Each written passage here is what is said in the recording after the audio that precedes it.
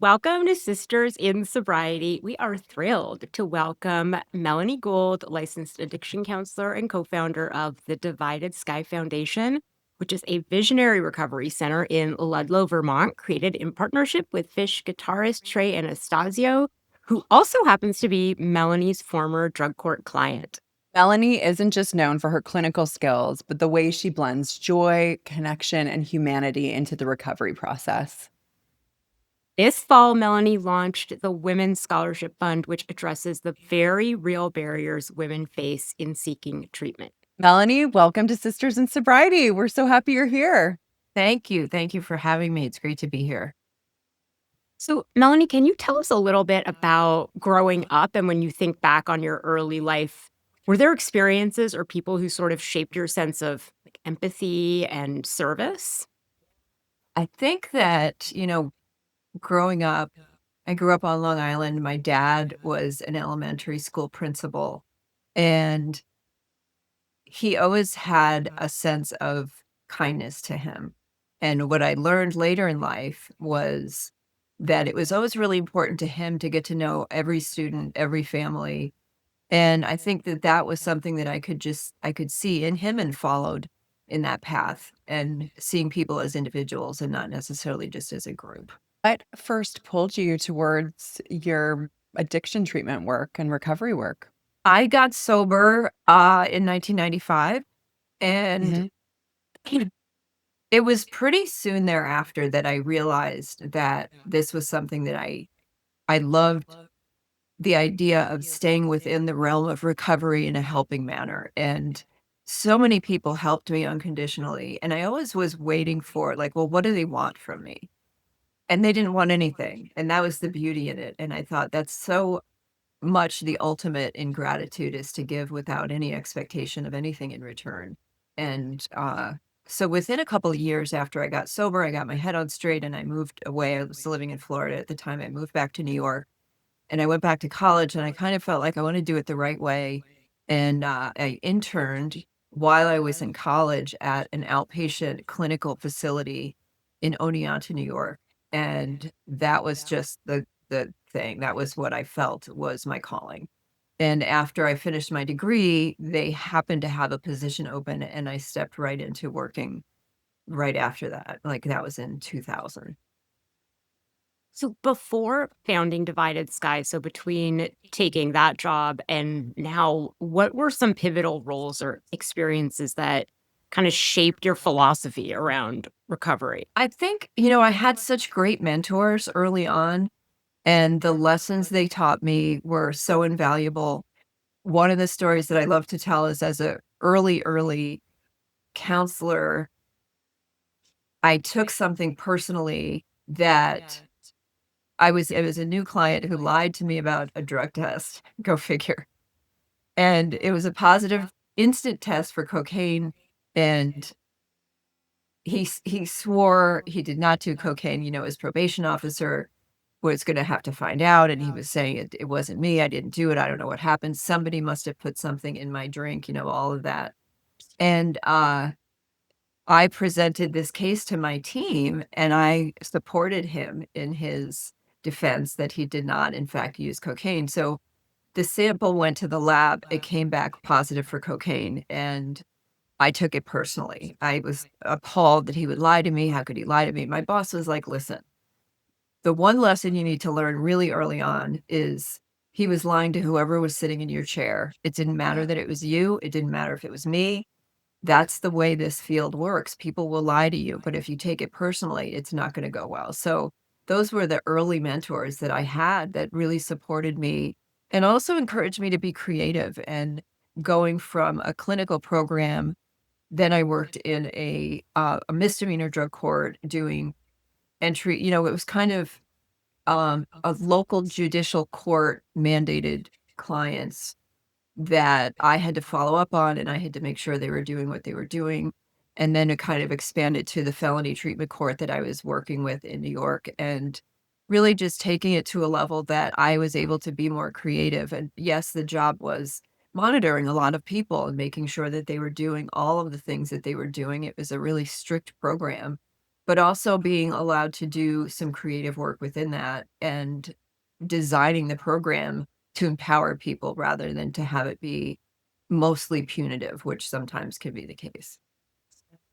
What do you think that you learned from working in drug court that you couldn't have learned in a more traditional clinical setting?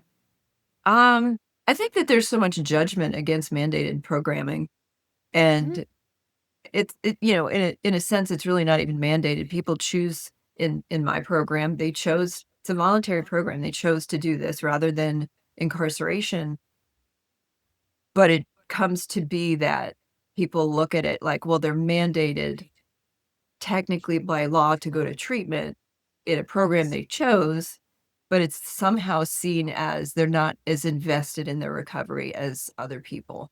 And the irony is, Trey, that's how we got here, is he was brought to the program through legal channels, and that's how we got here. It's a judgment, I think, and people in treatment courts and people on probation, they don't get the respect that many of them should have. And if you remove substances from their arrest history, there generally are no arrests. So if your arrests are fueled by substances, then the common denominator is remove that and they're able to flourish and thrive and do great things. You remember about those early interactions with Trey? What stands out?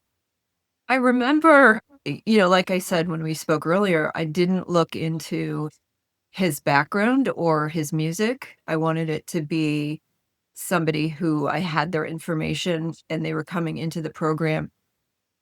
Everyone who came into my office, I would say the same thing. When they're in my office for the first time, I would say, nobody wants to be sitting in your seat right now. You're facing a felony charge. You're facing state prison time. Your life is probably not in the greatest place. Your partner, your work, whatever, you're not thriving and doing great stuff when you're sitting in my office. But what do you want to do? Like the bottom line is this is, a program that's really, it's concentrated, it's very structured. Do you want to do that? And I think what I remember most was he was not a lot different than anyone else, that he was in a really bad place. And, on top of this, you're struggling with an addiction that's really serious. And that's something that it's scary to think I'm going to have to do all this stuff and do it without drugs and alcohol.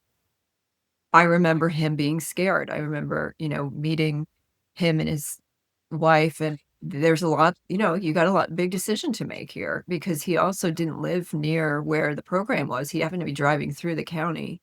So the decision was you will have to move within an hour because we do daily drug testing and we don't, we don't take the charges that you have here and transfer them to another county. So he had to make some really big decisions, and he moved to the area, which was, separating himself from his wife and daughters. They were able to come and visit and yeah, but I know it was what I remember a lot of was he had to do all of the hard stuff, and it was well worth it. And I know now, obviously, he talks about it being such a positive experience. When he was in it, it wasn't so great because it seems never ending. And I would say to him, I know this feels like forever, but in a year from now, 2 years from now, 5 years from now, it's gonna seem like the blink of an eye. And he got that, he understood that. At what point did your professional relationship evolve into collaborating in a treatment center? So, after he finished the program and, he went on his way back to New York, he was living in Saratoga Springs, and he left Saratoga Springs and moved back to New York City. I got a call from the National Association of Drug Court Professionals, and they asked us to go to DC to talk about drug courts. So I reached out to him and said, "Hey, they're asking us to go do this." So we went down to DC and we did that, and that's kind of where it started as far as our friendship connection. Sober support, I don't care who you are. If you connect with somebody in a recovery setting, like those are relationships that are fantastic. So we just kind of kept in touch from there. And I didn't go to any Phish like, I didn't go to Phish until after he was done with probation. It was just, like, not my scene, wasn't sure, didn't think it was a great idea. And then it kind of was like, "Well, why don't you come to SPAC, Saratoga?" And so I went to see a show and was like, "This is phenomenal." I had the energy and everything that was going on just blew me away. Um, and we just kept in touch at that point and stayed friends and, sober supports. We all go through stuff in life that's not so great, and we, supported each other through those things.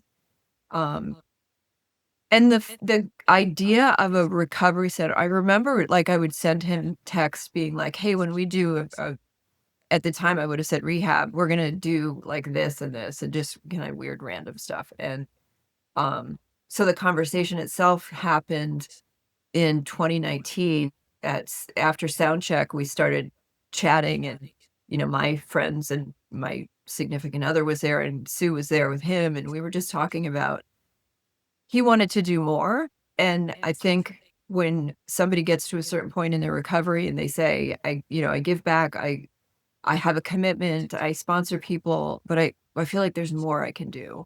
And on my end, I'd been sending people to rehabs and treatment centers, and some of them really weren't great, and I felt like, we could do cool, different stuff. So, that was one conversation we had, and then that turned into him having a conversation with his management and saying, "Hey, is this something we could really do?" And within a couple months, they said, "Yeah, you know what? I think we can look into how we can do this." And, the story I tell is that I was driving home from work. This was in the fall of 2019, and I got a text from him that was like, "Hey, here we go. This is happening. We're gonna do this."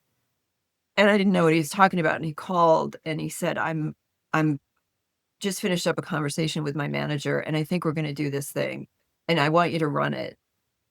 And then he said, "I'm just about to go on stage at Carnegie Hall, but I'll call you tomorrow," and he hung up. And I remember I was in my bedroom in the house I used to live in, and I remember standing there going, "I don't know what just happened. Like, did that actually just happen?" And he called the next day and we talked through it, and I was, like, so excited and so pumped for being given this, cool new creative opportunity to just help people. Like, the bottom line is we just wanna help people get sober. It is that simple, in a better way or a grander way or a more creative way, and, so that's how we got here. So when you're kind of in this process of talking about setting up this recovery center, what did you want Divided Sky to offer that you didn't see in existing programs? What I saw and heard a lot was that there weren't people, being treated as individuals. It was more of everyone does this, and there's something to be said for taking time out to get to know the person as an individual, and I think that's true in life, and I think that's true in any residential setting. So, originally, we were gonna do the medical model, a clinical program with detox. That didn't work our way, and it came down to we had some neighbors here who didn't want us here, and we would get and this was all, early 2020, March, April, May, June 2020, nothing was moving quickly. So we would go through these Zoom meetings online, and it was horrible. And the neighbors that, the ones that didn't want us here the most no longer live here, but they were very angry about what we were doing, and we don't want those people here. And the town of Ludlow itself was fantastic. So we would get an approval from the town, and then the neighbors would appeal that at the last minute, and then we'd have to wait 6, 8 months. So we just kinda said, "What can we do? We own the building, what can we do?" And the recommendation came that we look at it's called The Retreat in Wayzata, Minnesota, and they are all 12-step, and it's a residential retreat, it's not a treatment center. So I got connected with the director there, John Curtis, and really, I flew out there and I hung out with them for a couple of days, and this was where it felt like the best fit for us was to be operating as a residential recovery retreat. So the outline of the program, it's daily groups, it's facilitated in a way that's in an educational format rather than a clinical format. But it's still structured, and it's still, there's restrictions on things they can bring in, and it's not a camp, and it's a place where people are treated with respect by not just the staff, but by all the other guests. We look at it as they're guests here. The staff is, we're coming and going. This is where they live for at least a month. And I just love that we can incorporate emotional sobriety in a way that's really prominent because we have groups that cover it in different ways. We specifically go with Dr. Alan Berger's work on emotional sobriety, which helped me personally change my life in such a positive way. And then I incorporated that with the treatment court participants that I was working with, and they loved it. They felt like this was something that they could connect with. So I hadn't seen that anywhere before. And that's one of the things that we offer people that they won't get elsewhere. Honey, we talk so much about emotional we do. sobriety here. What is emotional sobriety in your own words? It's, the beauty of it is it's freedom to me. It helped me to recognize how I was restricting myself from living a better life by taking things personally, by being selfish, by not understanding that everyone is entitled to their perspective and things aren't always black or white, right or wrong, and it's okay to be accepting of people even though I may not agree with them. I found Alan's work when it was 2011 and I was going through a really shitty time in my life. And his work helped me to recognize that I was feeling really sorry for myself. And that was not serving me in any capacity. It was not helping me grow. It was not helping me see what I was capable of. And I've told him this story that in the middle of this book, I really had this epiphany where I went, he's saying that I'm the problem. And I was like, okay, because I'm also the solution. That's what we teach our guests is, your thinking patterns of poor me, why does this happen to me, keeps you stuck. And we can work to help you recognize that it's just the opposite. You can use this opportunity to become free from those thoughts and feelings and emotions. If you look at, the 4 agreements, Don Miguel Ruiz talks about taking things personally. Was such a freedom for me. And I could look at it and go, oh, I was really stuck in that faulty thinking for a long time. But it actually, all of this stuff has nothing to do with me. And I felt like it did, or I made it into it being about me. And it's not. And so we can teach people that in a way that helps them grow. Do you think that is, I know Alan Berger also talks about the 12 steps. Do you think that how do you connect emotional sobriety and the steps? So it goes back to Bill Wilson wrote a letter in the Grapevine magazine, and he talked about his problem was his emotional dependencies on things. And in his words, whether it's AA, whether it's people, whether it's work, whether it's relationships, his emotional dependency kept him stuck. And when we remove that, we're free to do as we want and give back and love people, regardless of whether they love us. We can give what was freely given to us to, whoever, without expectations of needing to have something returned. He also talks about, and this is, the thing about Alan Berger is he's been sober for 50 plus years and he's a 12-stepper. So he was the one who really kind of pulled apart Bill Wilson's letter and looked at it so in depth. Alan's also a psychotherapist. So I love that stuff. And so it was really intriguing to me to learn it.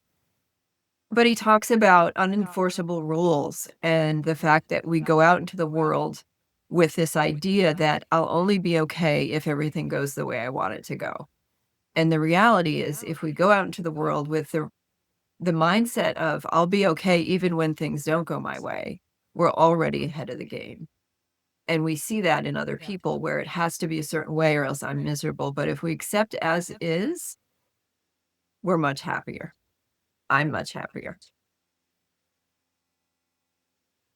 I think that's a really I think that's really great insight. And thank you for connecting Bill Wilson to that as well. That's really important.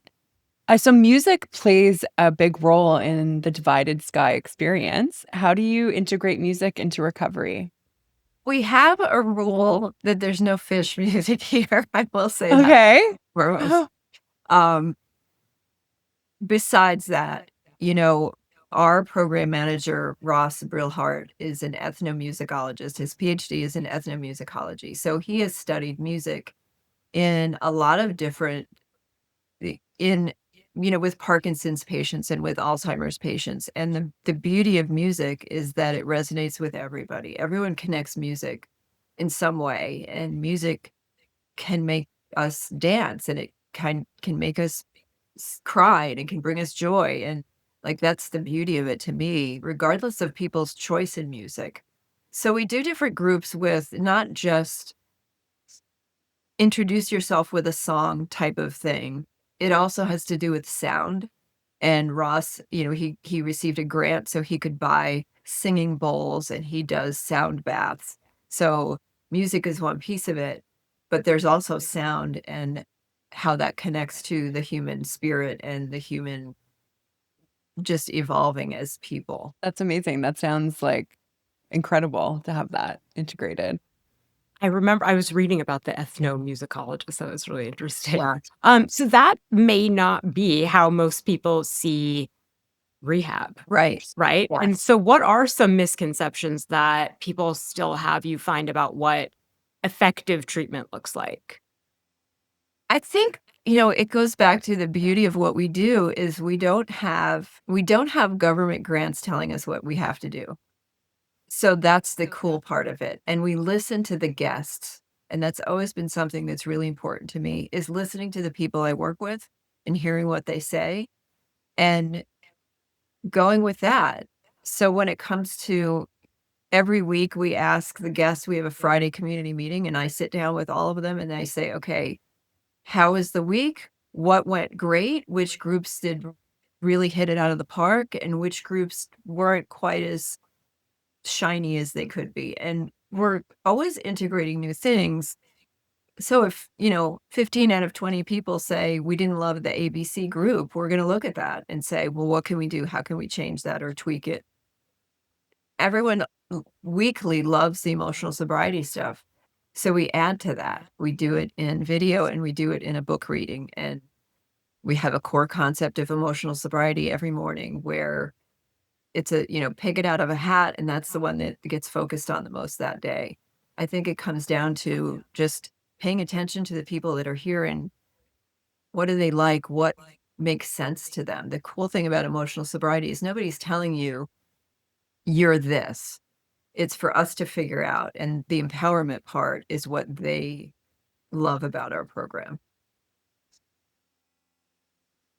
You have spoken before about joy and recovery, that it's important for recovery, essential to recovery. What does joy-based recovery mean for you? I think it comes from the beauty of just finding how being in awe of something comes naturally as a sober person. And whether it's, we're very spoiled. We have an amazing view on this of this, mountain. Every day, people just stand there and go, God, this is beautiful. I mean, that's where, to me, where joy comes from. Joy comes from within. Pleasure comes from the outside in, but joy is something that it's a gift that I was given in recovery to see the beauty and find gratitude every day. And what makes the campus in Vermont uniquely healing or aligned with that? It comes, it's on 18 acres in Ludlow, Vermont. The the view is beautiful, but it's also, we're in the forest. The other piece of what we do here too is one of our group facilitators was a forester at one point in his life. So he has studied forest bathing, and we bring our guests outside to do forest bathing. And that's one of those things that it allows people, there's no destination. You're not hiking, you're sitting and you're being kind of enmeshed in the woods and the forest and taking it all in. To me, that's where the joy comes from also, is just being and accepting. What is a typical day like at Divided Sky? Our weekdays are full schedule. Their breakfast is at 7. There's the option of them doing morning meditation before that if they want to. After 7 o'clock, we have a morning motivation from 8 to 8:20, and then the groups run like 8:30 to 10. It could be big book study, it could be 12-step study, emotional sobriety, book study, or video. It can be we also have mindfulness-oriented recovery enhancement, which is called MORE, and what that is a, mindfulness practice that came from somebody who is a huge Phish fan, Dr. Eric Garland, and he brought it to us very early on, and I jumped on it and was like, "This." I went through the training, I was like, "This is fantastic because it teaches our guests how to work through cravings as they're happening, rather than stuffing them, avoiding them, ignoring them. You sit in them and work through them, and when we can teach people to do that, they come less and less, and we get better at it, and we're more confident of, "Okay, I know I worked through this last time. I know I'm capable of doing it," and as we evolve in sobriety, the cravings become less and less. So, on top of those core groups, we also have Monday night, there's an AA meeting on site that was brought in from the community. So we have the guests here doing the AA meeting, and then the local AA members come into the building. Tuesday night, we do an ACA meeting, which I think is really important. Wednesday night is an NA meeting that's hybrid, that's online and in-house. Thursday night, we go out to AA, or there's a video or a Zoom meeting. Friday night's movie night. Friday night's movie night and or fire outside. So the days are full, and then weekends are more. We have spiritualities on Sunday, where we have a local Buddhist monk who comes in and does meditation and also meets with the guests individually. We have a rabbi from a local city who comes in to talk, and then we have another individual who worked with the Franciscan friars come in. So Sunday, there's a spirituality block for anyone who, just learning sometimes the difference between spirituality and religion is an eye opener. Love that. And so what role does community and the building friendships and those shared experiences, what role does that play at Divided Sky? It plays a great role. We have volunteers who are in recovery who just love what we're doing, and they help us with showing the guests, having a commitment, coming in, setting up the meetings, as well as helping with transportation. We have local people who help us with transportation. They may go pick somebody up at the airport and have that conversation about recovery on the way there, or if they're driving them back to the train station, have that conversation. We have a great group of people who connect with our guests simply because of what we do. They also, if our guests are local, then they're leaving here with somebody who may be their sponsor in a week, dependent on, how they connect. And speaking of community, I just want to change topics a little bit to the Women's Scholarship Fund, which I know you're really excited about. I'm Yeah. really excited about. Yeah. What inspired you to launch the Women's Scholarship Fund this year? We have this amazing woman named Tamara Holder, who is a women's rights attorney. She's also a huge Phish fan. We connected really early on, and we talked about women have it harder. Becoming addicted has a huge stigma if you're a woman. There's so many, you know, descriptions that come with that are negative connotations about women. Once it's women's, a woman who is an alcoholic is, and you can list all these things that people think. And then when there's I want to get sober for a woman, there's a lot more as far as obstacles go in their way with childcare, with working, with just needing to understand that when you get sober as a woman, if you leave your children, that has a whole other connotation with it. Meaning you're putting your children with somebody else's care to get better for yourself, but somehow people see that as a negative. So we know getting sober is harder. We know becoming addicted has its own struggles, but we want to just help women understand that they're worth it. And there's nothing that can stop them if they want it. And so the scholarship fund is to help women who, if just paying was an obstacle, we can take that burden away from them.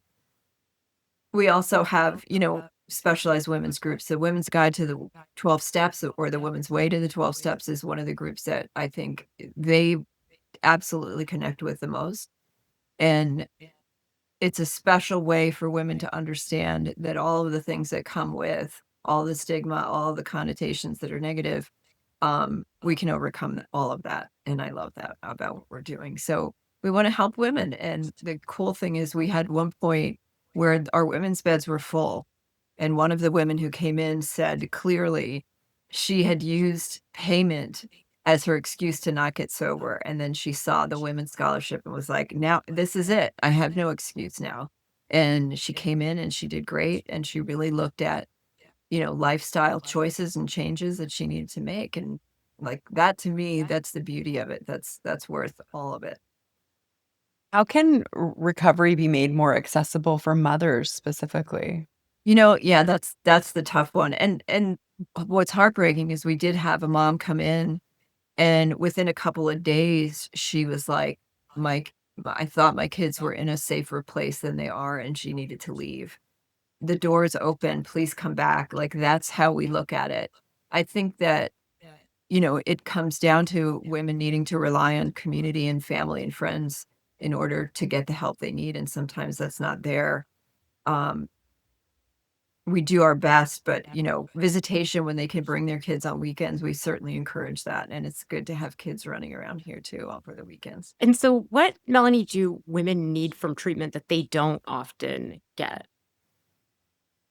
I think that, the studies that I've seen show that women do better with just women's programming, and meaning they Interesting. don't speak up as much. They don't share as Mhm. personally in a mixed group. They don't share as intimately. They don't show a lot of, it's scary to show vulnerability in a mixed group for women. So I think that's the thing that people need to understand.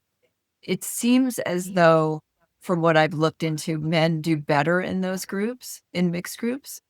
Um, but it still leaves the women with not being given the same opportunity. I think that's a really interesting answer. I mean, I can think to myself, even, I think I would feel more comfortable in a women's only group, to be Yeah. honest. Yeah. Yeah.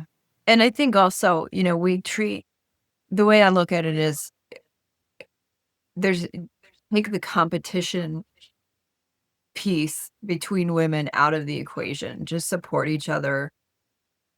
You don't have to like each other, but supporting each other in recovery is something that we all need to get a good, understanding of. And once that's removed, once we take that out of the equation, a group of women that are in recovery are, that's a force to be reckoned with. Yeah. Yeah. What is your vision for the Women's Scholarship Fund? The women, so, besides just fundraising for the scholarships for women, my ultimate goal is to have a separate women's facility. Having the programming mixed for some of it, I think is beneficial, but having a separate women's facility so that they are communal offsite and can come in for certain groups, to me, is, I think, would be an amazing asset for Divided Sky. Mhm. I love that vision. Yeah. And so, Melanie, after decades in the field, what patterns are you seeing about how people are arriving at treatment today?